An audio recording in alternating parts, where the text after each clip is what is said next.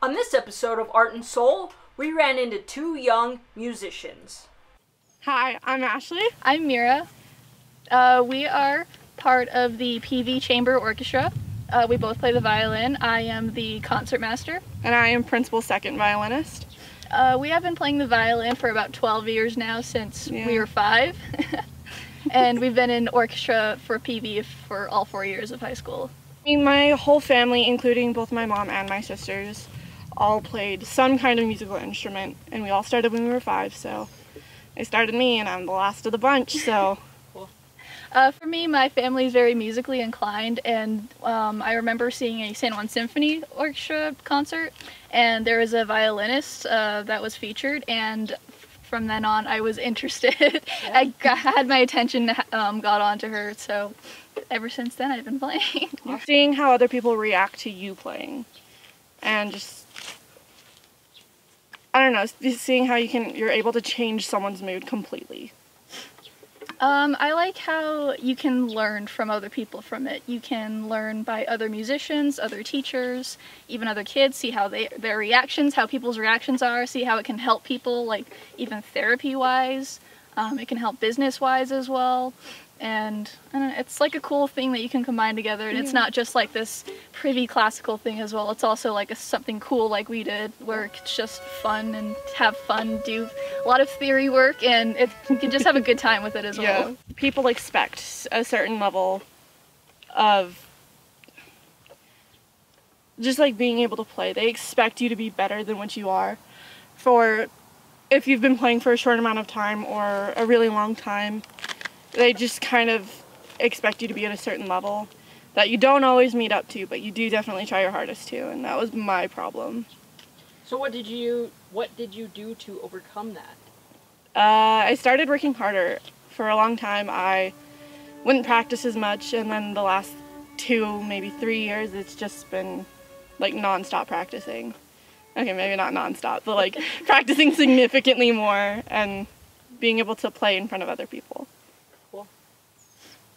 I think my barrier was pretty much the same. It's trying to exceed not just my own but other people's expectations, and then eventually it comes to you to think that it's very tough and hard to have to like exceed or meet someone's expectations of you, especially as a musician. And it's so hard for anyone to be critical about music, because music is a part of anyone's life basically.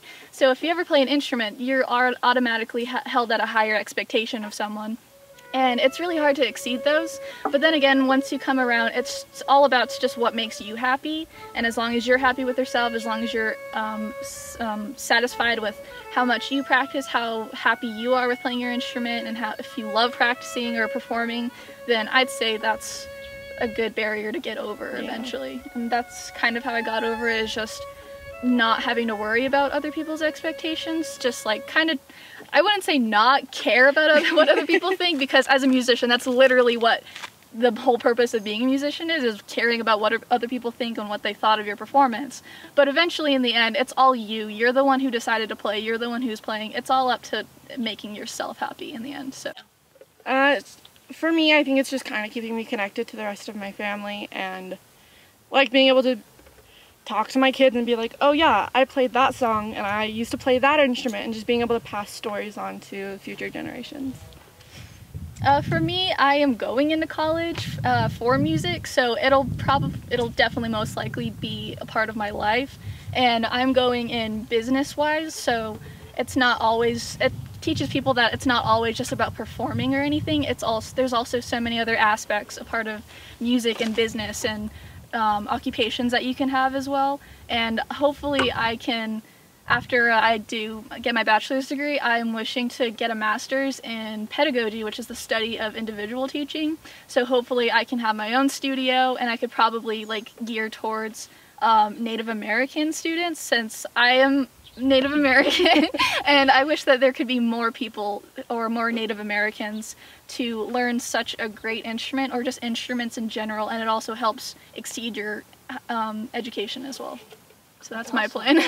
Well, one thing that I always wish that someone told me was, no matter how hard you're struggling in music or just in life, music will always be there, and if you just suddenly stop for like 2 years like I did, it kind of creates a hole and you just get sucked into it. But my advice is to not stop and to always practice as much as you can, just because it fills like a void in my soul. So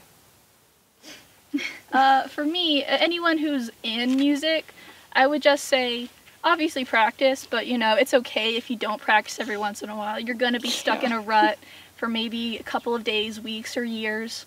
But it's okay as long as you maybe if you come back to it, then that's amazing. And, you know, as long as you have a love for it and a passion for it and you actually enjoy what you're doing, you wouldn't want to like do something that you don't like doing, because that's not fun for anyone, especially yourself, and it's just hurting yourself if you're doing that. But as long as you're like enjoying what you're doing, you're having fun, and you're realizing that this is like a really cool instrument that you can learn, like literally like the physics in it are incredible.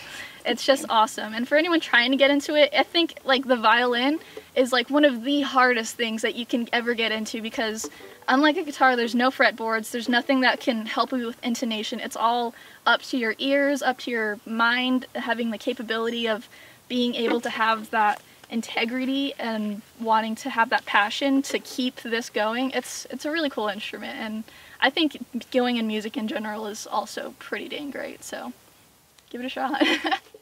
If you're learning to play an instrument, stick with the fundamentals. Don't try to jump into the super hard stuff. I'll just complicate you and then you'll get frustrated because you're not getting it. Just when you're starting out, stick with the basics and then just go up from there. Cool. There's a quote that I like.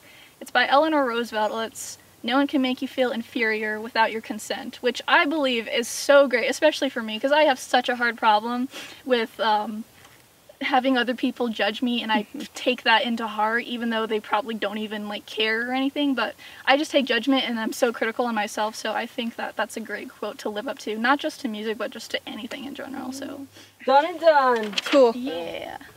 Good job, guys. Thanks.